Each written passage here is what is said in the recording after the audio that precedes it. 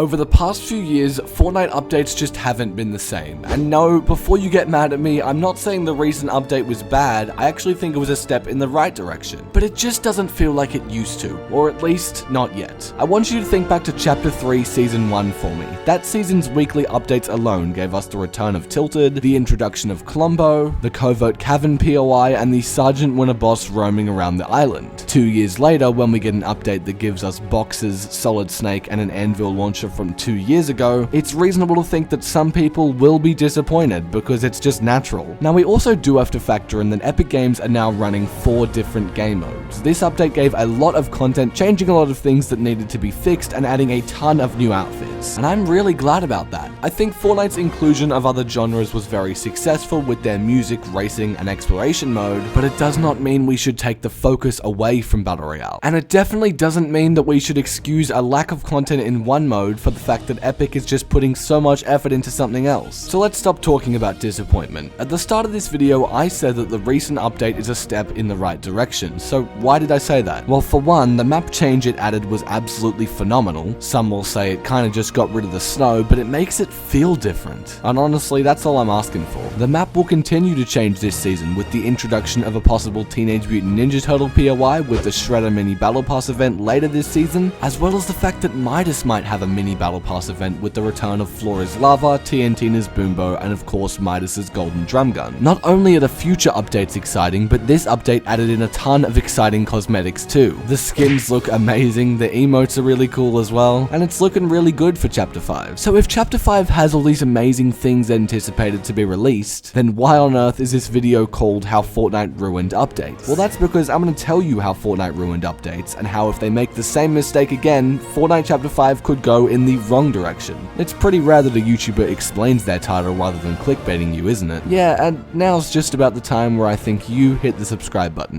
Thanks. If you remember what the thumbnail for this video was, it was a picture of Meowscles crying, and crying is something the Fortnite community likes to do a lot. Whether it's on Twitter, or I guess X, TikTok, YouTube, well, it's usually Twitter. A recent clip has gone around on Fortnite Twitter of a good friend of mine, Clark Clint, explaining how after 50 days of practically no content in Fortnite, it's quite funny that one of the 3 main items we got was a pretty useless cardboard box. Now, of course it's Twitter, so the majority of the comments didn't realize it was a joke. But what I found interesting is that the comments that weren't hating, they seemed to express a genuine concern for the fact that Fortnite was receiving a lack of updates. And I think I've figured out why. Fortnite fans defending Fortnite updates on Twitter will often use the excuse that, oh, Fortnite gives us so much more content than other games like Minecraft, and while that's true, it doesn't really matter. Now don't get me wrong, I am super appreciative of the work that Epic has put into this game, but realistically, when a Fortnite player plays an update, they don't think, wow, this is way better than Minecraft Caves and Cliffs.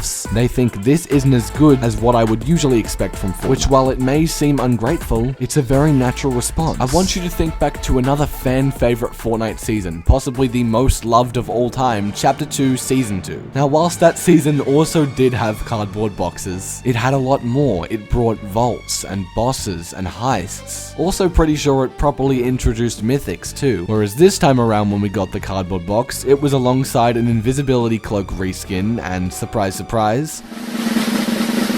an Anvil launcher that no one really wanted back in the game.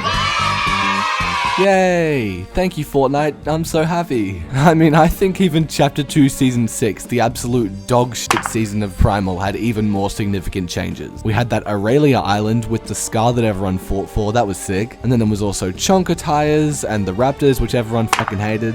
And of course, the Recycler. Sweats hate it, but we gotta admit, it was really fun. Now, I've just listened back to the last 30 seconds of this video, and hopefully the fact that you can pretty much hear that I'm smiling while recording this gives you the idea that it's lighthearted. I'm not really super pissed about Fortnite giving us lackluster updates because at the end of the day, it's a game that I enjoy making videos on, that's it. But I'm sure just like my friend's video on Twitter, there will be people that hate on this. It's funny, people always say that you're either shitting on Epic or you're dick riding them. It's never anywhere in between. As I've said before, I love Chapter 5's map updates, items, and skins, and I'm excited to see where it goes. I think like some more lackluster items and some other issues do need to be resolved, like yearly chapters. matters too, but I guess that's a topic for a whole nother video. Although, hold on, that might actually be the thing that ruined Fortnite updates. And there's your answer to the title. You're welcome. Now, earlier I mentioned how Fortnite players have begun to use this excuse with lackluster seasons, saying that Epic can't put as much effort into this because they're working on the next big thing. And while that may seem positive, as I said before, it's a way to set yourself up for disappointment. I think what really fostered this whole,